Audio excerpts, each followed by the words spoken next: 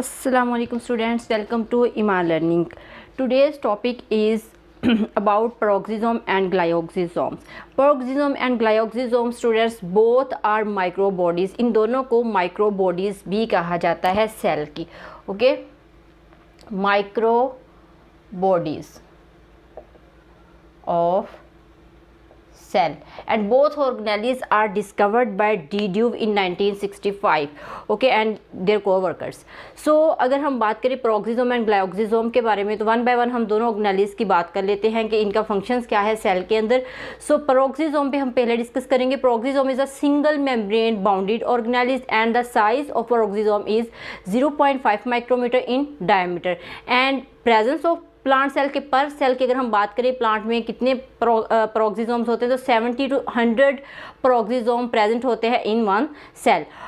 Plant की अगर हम बात करें in plants anabolic and catabolic pathways, जिनके जो एनाबोलिक और कैटाबोलिक रिएक्शंस होते हैं यानी कि प्लांट के अंदर जो मेटाबॉलिज्म होता है उनमें बहुत इंपॉर्टेंट रोल प्ले करते हैं पेरोक्सिसोम. ओके, डिस्कवरी मैंने पहले भी आपको बता दी. इनकी डिस्कवरी जो है वो डी ड्यूव ने की थी 1965 के अंदर और इनको आइसोलेट किया गया था स्टूडेंट्स लिवर सेल से एंड अदर टिश्यू से. ओके, सो अगर हम बात करें इनके मोर फंक्शंस की और इनके एंजाइम्स के बारे में, they have oxidative enzymes such as peroxidase, catalase, glycolic acid oxidase and urate oxidase. Okay, ये तमाम एंजाइम इसके अंदर होते हैं जिसकी वजह से ये मेटाबॉलिक और एनाबॉलिक पाथवेज में अपना इंपॉर्टेंट रोल जो है वो प्ले करती है. और सबसे इंपॉर्टेंट रोल जो है इसका पेरोक्सिसोम का वो ये है कि ये डिकम्पोजिशन एंड फॉर्मेशन करती है H2O2 की यानी का hydrogen peroxide. Okay, involve in formation and decomposition यानी कि हाइड्रोजन पेरोक्साइड या H2O2 के बनने में और उसको डिकम्पोज करने में इसका बहुत इंपॉर्टेंट रोल है. अब जो हाइड्रोजन पेरोक्साइड है ये बाय प्रोडक्ट के तौर पे बनता है ड्यूरिंग मेटाबॉलिज्म और इसको फ़ौरन से जो है वो डीकम्पोज कर दिया जाता है थ्रू इंजाइम्स या इन the presence of enzyme. Okay, क्योंकि ये बहुत ज़्यादा टॉक्सिक होता है हमारी बॉडी के लिए, इस वजह से इसको फ़ौरन से कन्वर्ट कर दिया जाता है वाटर के अंदर और ऑक्सीजन के अंदर. ओके, तो ये हमारे पास बहुत इंपॉर्टेंट है इसका फंक्शन, इसी वजह से इसका नाम रखा गया है पेरोक्सिसोम. ओके, यानी कि हाईली टॉक्सिक एंड जो है वो रिएक्टिव एजेंट, बहुत ज़्यादा रिएक्टिव होता है किसी भी और जो केमिकल कंपाउंड है उसके साथ रिएक्ट करके जो है वो कोई केमिकल कंपाउंड बना देता है. ओके, अगर हम बात करेंगे present in both animal and plant cell, plant में भी ये पाया जाता है और एनिमल सेल में भी ये पाया जाता है और also found in yeast and protozoa. Okay, तो यीस्ट और प्रोटोजोआ में भी जो पेरोक्सिसोम्स है वो देखा गया है. तो नेक्स्ट हम बात कर लेते हैं ग्लायोक्सिसोम के बारे में. जो ग्लायोक्सिसोम ऑर्गेनेली है only found in plant cell, यानी कि ये सिर्फ और सिर्फ प्लांट सेल में पाई जाती है, एनिमल सेल में ग्लायोक्सिसोम नहीं मौजूद होते. Most abundant in plant seedling. Seedling का मतलब क्या होता है कि जब प्लांट जर्मिनेट करता है उस प्रोसेस को हम प्लांट की सीडलिंग कहते हैं.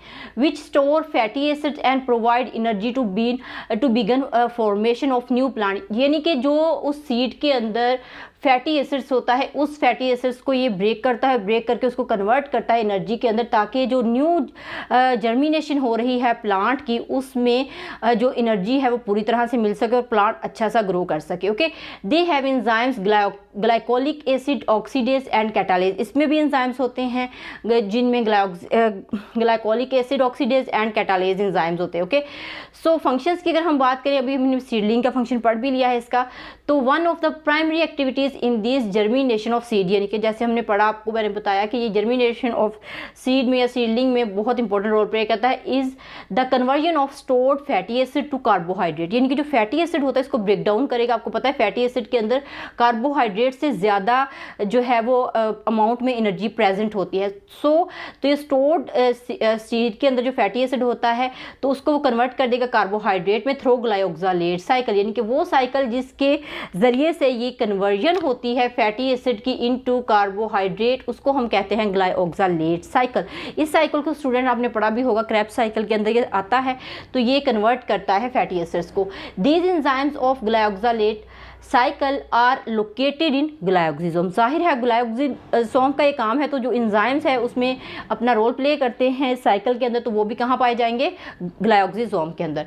इन lipid rich seeds for example castor bean and soybean, glycosome are present are the site for breakdown. ठीक है, अब यहाँ पे ये बात आप लोग नोट कर लें कि ये किन प्लांट्स के अंदर ज़्यादा होता है, जो लिपिड रिच सीड होते हैं या कि जो जिसके अंदर ऑयली सीड्स होते हैं, जैसे कैस्टर बीन हो गया, सोयाबीन हो गया, ओके, तो इनके अंदर जिनमें ऑयल ज़्यादा होता है उसके अंदर ये ज़्यादा पाया जाता है। अब ब्रेकडाउन, साइट फॉर ब्रेकडाउन, अब वो ब्रेकडाउन की कौन सी साइट है, fatty acid to succinate. Okay, in Krebs cycle का मैंने आपको बताया, तो सक्सीनेट कंपाउंड जो है क्रैब साइकिल के अंदर बनता है, ग्लाइकोजाइलेट साइकिल के अंदर। सो इसमें ये फैटी एसिड को कन्वर्ट करता है, कंपाउंड है जिसको हम सक्सीनेट कहते हैं उसके अंदर, तो उस साइड पे ये ज़्यादा मौजूद होते हैं। This organelle is present only short period in germination of lipid rich seed, यानी कि अब ये भी बात यहाँ पे नोट करें कि ये सिर्फ और सिर्फ शॉर्ट पीरियड के लिए प्लांट सीड के अंदर पाई जाती है। ओके, पूरे प्लांट में नहीं, प्लांट के सीड में, जब सीडलिंग कर रहा होता है वो, उसी टाइम जब सीडलिंग हो चुकी होगी, प्लांट जो है वो जर्मिनेट कर जाएगा, थोड़ा सा ग्रो कर जाएगा, ठीक है, तो उसके बाद ये जो ऑर्गेनेली है ये प्लांट के सेल से ख़त्म हो जाएगी।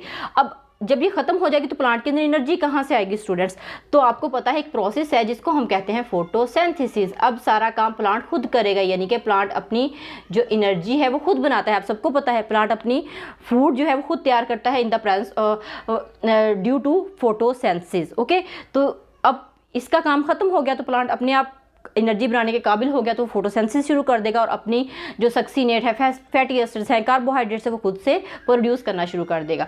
Absent in lipid poor seed for example P plant, यानी कि जो पी प्लांट होते हैं या वो वाले प्लांट जिनके अंदर जो है वो ऑयल नहीं होता या लिपिड कम होता है, तो उनके अंदर ये प्लांट ऑर्गेनेली है वो ज़्यादा पाई जाती है। ओके, और सॉरी यहाँ पे मैं फिर गलत बोल गई कि absent in lipid poor seeds, इनके लिपिड पुअर सीड्स जो होते हैं वहाँ पे ग्लाइकोसोम जो है वो एब्सेंट होता है स्टूडेंट। ओके, सो स्टूडेंट्स यहाँ पे आप अपनी नोट कॉपी कीजिए, और अगर आपको मेरी वीडियो पसंद आई है तो इसको लाइक कीजिएगा एंड शेयर कीजिएगा। इंशाल्लाह नेक्स्ट मिलेंगे अपनी नेक्स्ट लेक्चर के साथ। अल्लाह हाफिज़।